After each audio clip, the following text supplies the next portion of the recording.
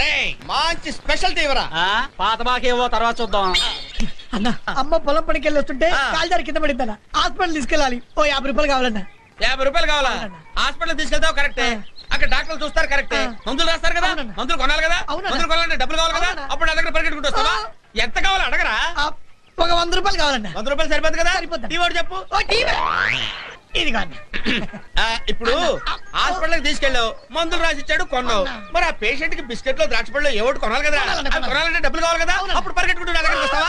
నన్ను అడగరా? ఎంత కావాలరా? అన్న ఒక 200 కావాలన్నా. 200 సరిపోతా? సరిపోతా. 2 సిగరెట్లు తీసుకో. 2 సిగరెట్లు.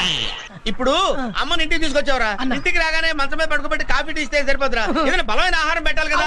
ఎంత కావాలో అడగరా తమ్ముడు? ఒక 500 కావాలన్నా.